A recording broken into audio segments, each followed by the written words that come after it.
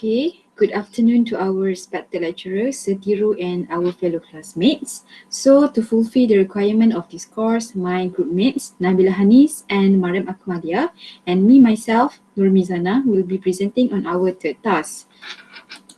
So today, we will discuss on the issue emphasizing on grammar rules and its impact on the ESL primary school teachers and students in Malaysia. And the first presenter is myself, Nur Mizana, and I'll be presenting on the situation of grammar in ESL classroom and some of the highlighted challenges faced by students and teachers. Okay, so in the teaching of English as a second language, grammar is considered as one of the significant skills to be mastered. And as stated in the roadmap 2015-2025, there is an emphasis on importance of grammar in reforming English language learning in schools. However, with more attention given to other language skills, grammar is seen as the least important skill, and it is often taught incidentally through other skills without any proper assessment to measure students' understanding of it. And learning grammar has been part of language skills since grammar is a fundamental feature of a language. So if learners fail to understand the rules of grammar, they will fail to communicate effectively in that language. And at every level of learning institution, the teaching of grammar is always perceived as the most difficult skill to teach and also the most boring skill to learn. Therefore, if there is any mention of grammar in classroom, it would cause students to have moments of anxiety. So to overcome this, teachers have to do their best to make grammar teaching as non-threatening, imaginative, and useful activity within the English curriculum.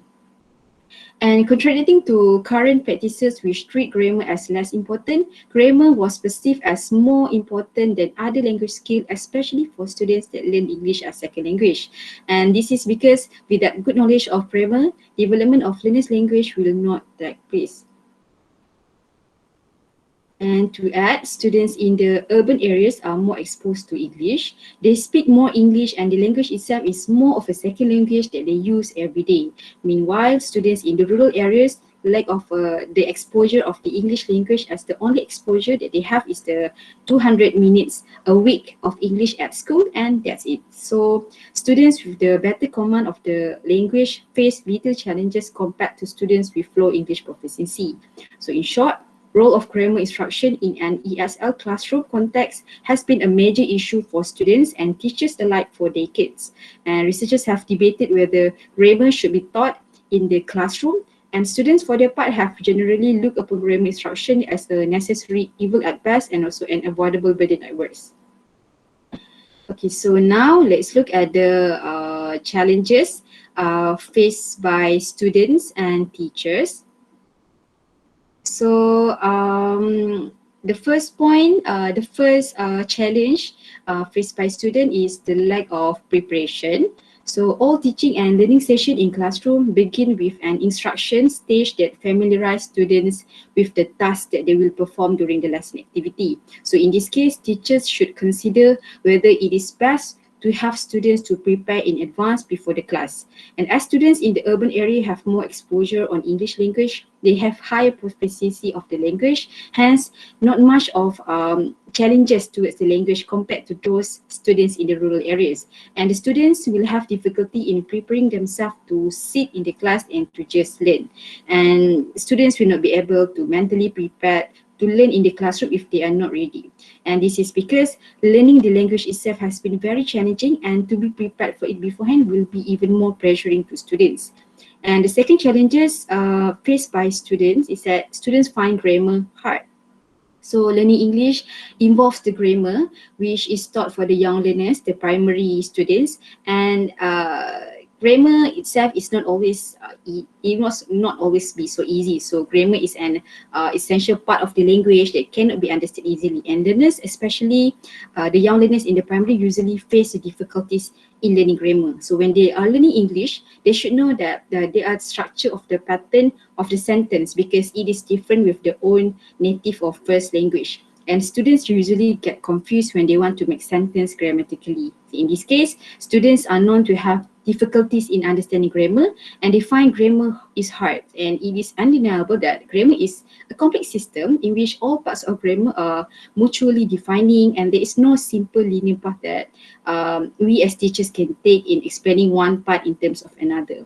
So it is very important for students to have a deep understanding of the target language grammar, which is the grammar of English language.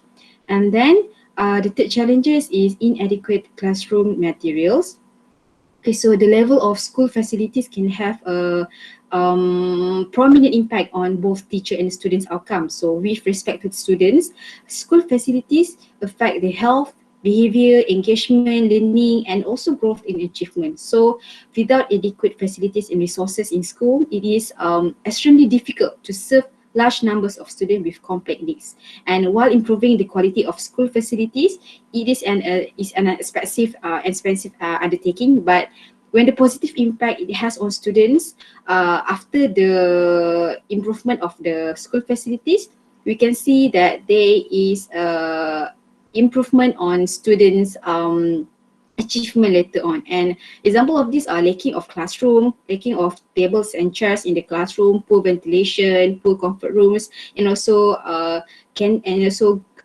good canteen conditions. So and as well as the usage of overdated books and also the like.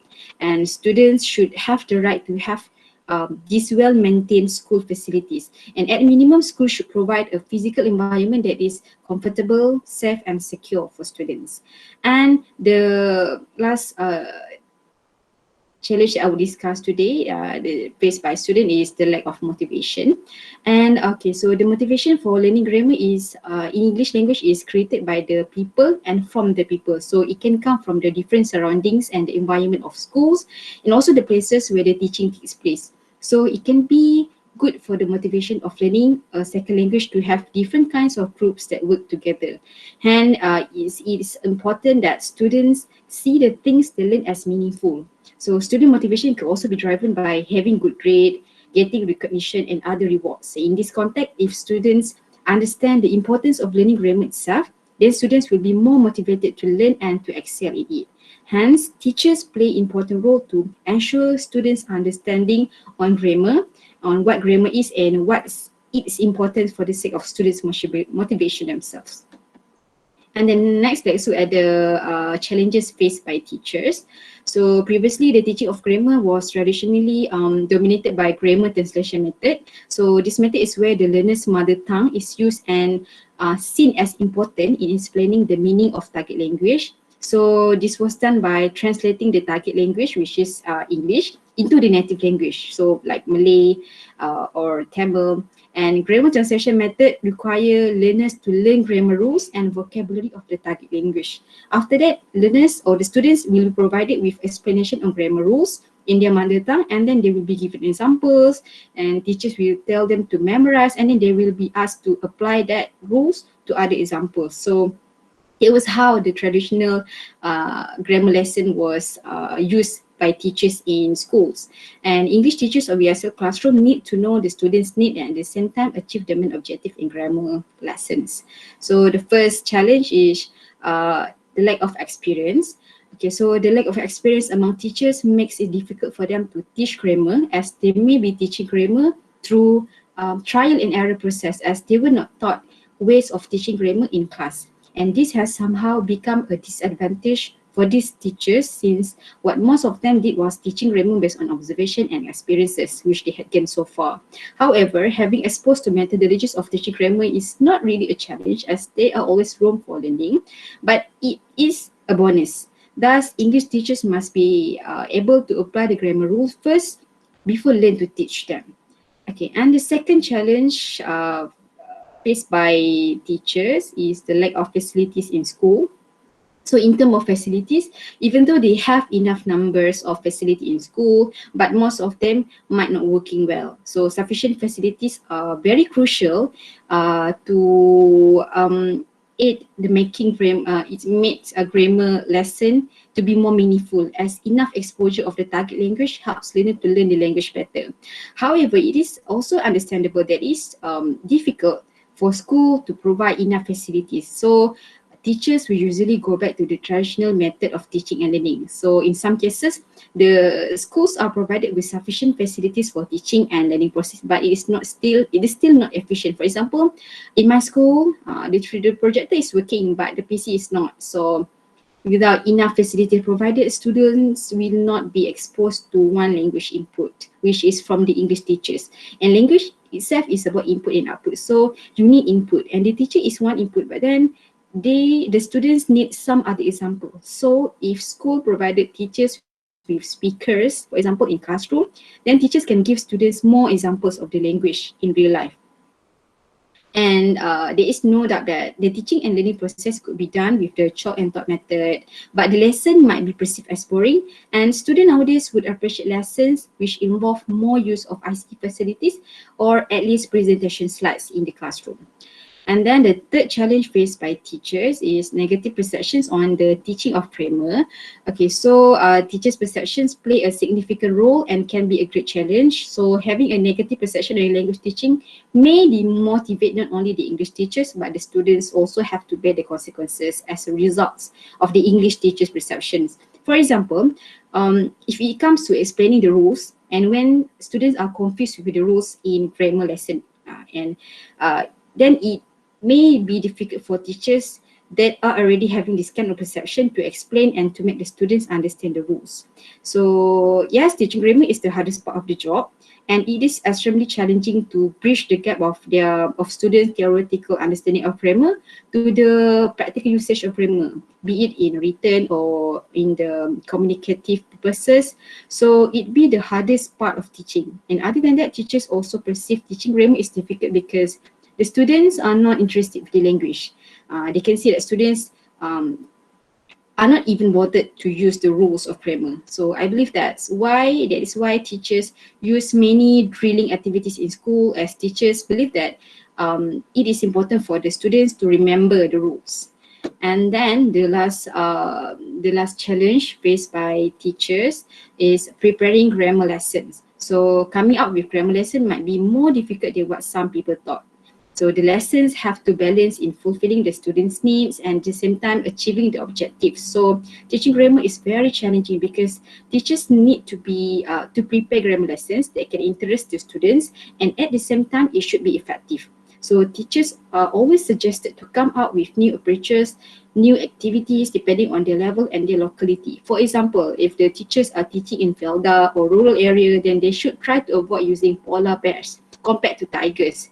This is because the comprehension on tigers itself is more preferable than comprehension on polar bears or let's say igloo. So it is important for teachers to adjust the teaching method according to the level of the students' level of proficiency. And another point of this lesson is that teaching of grammar consumes time, as it's not easy to make students understand the input in 1 hour or two. So in ESL classroom, there are other language skills that needed to be covered as well. And focusing too much on grammar lesson is going to consume time of learning other skills. So English teachers must be able to find very good resources and materials to achieve this objective. Okay, and I guess that's all on my part.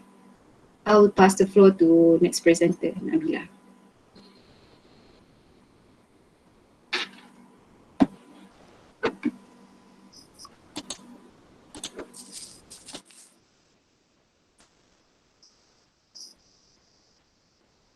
Okay, hello and warm greetings to our respected lecturer, Sir Thiru. Alright, so for my part, I would like to talk about the impact of grammar rules emphasis on ESL students. Okay, so first of all, grammar is undoubtedly the heart and soul of the English language. Without it, the English language would not be as beautiful and meaningful as it is. So, emphasizing the grammar rules on the students are of paramount importance in order for them to master the language. Another fact that needs to be acknowledged is that we are all ESL learners since we are Malaysians by nationality, and our first language is the Bahasa Malaysia. So firstly, our education system contains a comprehensive set of curriculum and syllabus for the Bahasa Inggeris subject, which if which um, which if we look at it, it is sufficient to effectively increase the proficiency level among the students in school. Plus, it is understood that the Bahasa Inggeris subject is being taught for more than 5 periods each week in schools. In schools, we can see that the application of grammar is always emphasized during the Bahasa Inggeris teaching and learning sessions (PDP) in the classroom. So now, the question is, how far does grammar rules improve the students' command of English? How far is their acceptance towards it? Okay, so however, the findings of the English proficiency level in Malaysia are quite worrying. According to a research conducted by the Ministry of Education, they highlighted in the Malaysian Education Blueprint that, um, sorry, that a sum of 3,500,000 students throughout the country do not meet the minimum level of English proficiency required from secondary school graduates. This means that 72% of Malaysian students will be at a huge disadvantage when they want to enter the workforce in the future, as most jobs nowadays require the candidates to be proficient in English, as we are moving towards globalization. If you have a good grasp on the language, then you will have a higher chance of a brighter career path.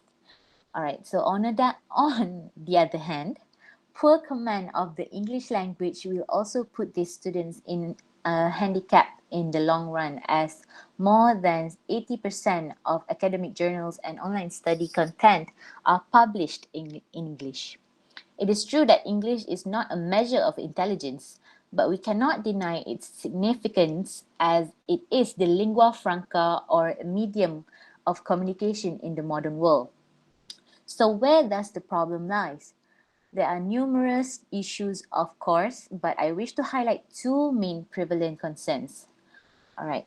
So the two concerns that will be mentioned in this presentation is one, psychological factors, and the other one is poor proficiency among English teachers.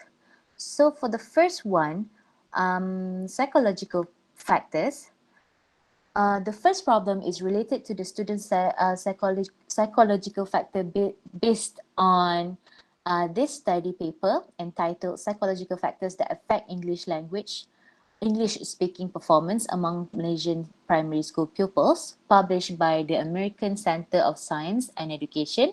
There are four psychological factors that affect the student's ability to learn English, which are number one, anxiety. Number two, shyness. Number three, lack of confidence. And number four, lack of motivation.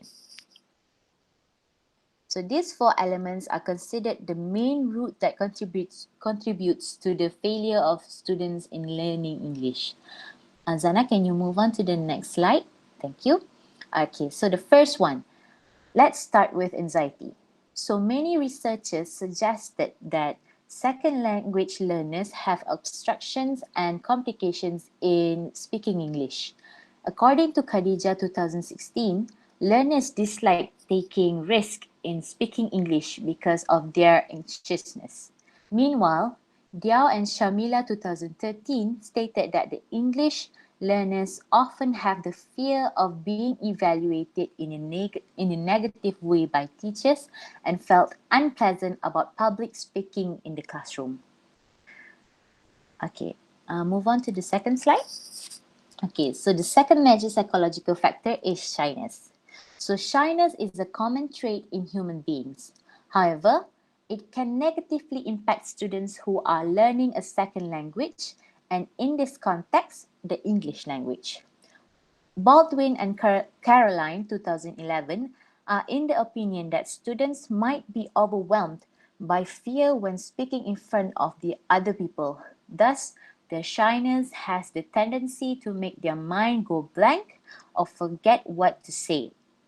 Furthermore, Bowen 2005 said it in a simply straightforward manner, which is the feeling of shyness directly blocks and hinders the student's ability to speak English. Next problem. Okay. Next problem is the lack of confidence. Lack of confidence takes place when the students feel that the people they have a conversation with fails to understand or wrongly interpret whatever they say. This is why most of the ESL students are passive or choose to stay silent in class or whenever someone speaks English with them.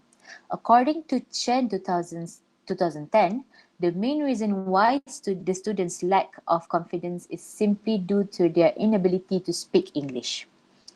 Okay, next one. Last but not least is the lack of motivation. Motivation is key to achieving anything in life, and this includes to mastering the English language. However, lack of motivation can pose a huge impact on English learners. According to Noonan 1999, lack of motivation can easily contribute to the students' reluctance to speak English. On the other hand, the research paper also conducted a survey involving 60 upper primary school students in order to find out what obstructs their English speaking skill. The finding is shocking as majority or 82% of the students admitted that the lack of confidence is what hinders them from speaking English. To the second highlighted points. Dana? Okay, thank you. All right, so the second one that I wish to highlight is the poor proficiency among English teachers. While students are struggling to learn the English language, the other major problem is the poor proficiency level among English teachers. According to the Malaysian Education Blueprint 2013-2025, lower student performance in English appears to be driven by the low proficiency among English language teachers. The blueprint added that a significant number out of 7,500 English teachers who had taken the Cambridge Placement Test (CPT) did not meet the minimum proficiency standard required for teaching the language. Apart from that, Malaysia's 15% to 20% instructional time in the English language are also found inadequate for students to build operational proficiency. Okay, so that is all from me. I would like to hand over to my team member for the final part of the presentation. Thank you for your time and attention. Okay, can you all hear me? Yes. All right, thank you, Mariam, for the very insightful explanation. So now I will continue with the impacts of grammar emphasis on teachers. Okay, as teaching and learning at school involve both students and teachers, and therefore this issue indeed must have impacts on teachers too. So based on the studies conducted by Pillay and North in 1997 and also Ashraf in 1996, the majority of teachers in Malaysia felt that it is necessary for students to learn grammar. So according to them, teachers considered grammar as the fundamental aspect of language and felt the same way about spending an entire period on grammar while they were asked about this question. So however, due to the impacts of grammar emphasis on students, as outlined by Mariam just now, namely the psychological impacts such as anxiety, lack of confidence, lack of motivation, and shyness, teachers have been facing various challenges too. So due to that, teachers need to be realistic in planning grammar lessons. On this subtopic, generally discusses what teachers can do in dealing with the issues stated previously. All right, first, teachers must be aware of students' abilities, recent proficiency, so that they know what should focus on first. So Stephen Krashen, an expert linguist specialized in theories of language acquisition and development, has researched the area of non-English and bilingual language acquisition. Mentioned that language acquisition does not require extensive use of conscious grammatical rules and does not require a tedious drill. So acquisition requires meaningful interactions in the target language or natural communication in which speakers are concerned not with the form of their utterances, but with the messages they are conveying and understanding. So what we can perceive from here is that emphasizing on grammar is not the most appropriate method in acquiring a language. This is applicable for both native and bilingual speakers. And the best methods are therefore those that supply comprehensible input in low anxiety situations containing messages that students really want to hear. So these methods do not force early production in the second language, but allow students to produce when they are ready, recognizing that improvement comes from supplying communicative and comprehensible input and not from forcing and correcting productions. So in other words, this is highly applicable for a situation where students are found to have low English proficiency, like those in my school. All right, so can you move to the next slide?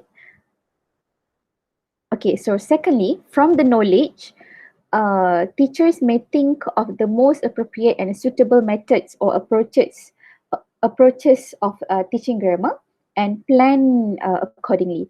So once teachers find out about the students' background, namely their proficiency level, their motivation, their learning styles, and so on, so teachers may design and develop lessons using appropriate methods or approaches. So this one I will discuss further. Okay, so and then the third point would be due to the students' low motivation, teachers play a role, a very significant role in motivating the students. So how can we motivate our young learners? Because we are referring to the primary school students, right? So to motivate young learners, as in our primary school students, it can be done through teaching itself. That means by teaching them clear, understandable, and engaging lessons will help in increasing their motivation level. All right, and then next slide, please. Okay, so this one is regarding the methods and approaches. So at first look, you might think that teaching grammar is just a matter of explaining grammar rules to students. However, teaching grammar effectively is a much more complicated matter. So these are among the methods and approaches that teachers may choose from in teaching English grammar. So first, this one I present 6 examples. So it could be inductive, deductive, accuracy first model, communicative approach, grammar in context, and grammar in isolation. So to briefly explain about each of these method. So first of all, for instance, inductive is known as a bottom-up approach. So in other words, students discover grammar rules while working through exercises. And then deductive approach is also known as a top-down approach. So this is the standard teaching approach that has the teacher explaining rules to the students. Okay, and accuracy first is a model where teachers begin by teaching grammar rules and basic sentences to equip students with a sound grammatical base on which to develop communicative skills. And then communicative approach is where teachers give students sufficient input and opportunities to use English in purposeful communication, such as through communicative activities in the classroom. All right, and grammar in context explain the teaching of grammar where it is embedded and integrated into other aspects of the curriculum, such as creative writing and analytical reading, rather than a standalone activity. While grammar in isolation is where grammar is taught separately without linking it to literature or writing. So teachers will spend lessons focusing just on grammar, explaining to children the rules and how to use it. Okay, so besides these 6 methods and approaches, there are a lot more approaches, methods and models that teachers can choose from, so according to their own context. Okay, so next one. Okay, next slide, please. Okay, so these are the basic principles of teaching English grammar to young learners, to the primary school students in the context that we are referring now. So first one is fun, right? So teaching grammar must be fun because children learn much better if they are having fun. Second, the lesson must involve as many senses as possible. because learning is retained better with more connections that are made through movement, sound, sight, smell, touch, and even taste. So both physical activity and interaction with others also assist in memory retention of these young children. Okay, and the third basic principle is by starting the lesson with what the students know. So teaching needs to move from the known to the unknown. Learning must start from what the students already know, right? And the fourth one, fun. It is repeated. Okay, fun is repeated twice to show that it is really important for the students to be having fun, right? Okay, so to conclude, the final slide. Right. To conclude, grammar it is among the significant elements in a language that should be emphasized. There's no doubt about that. However, it still needs to depend on the learners themselves. So there's no method or approach that we can consider as the best one because each of them serve different purposes, and hence it is us, the teachers, that play the role in determining the most appropriate ones for our students. So I guess that's all from us. Thank you for listening.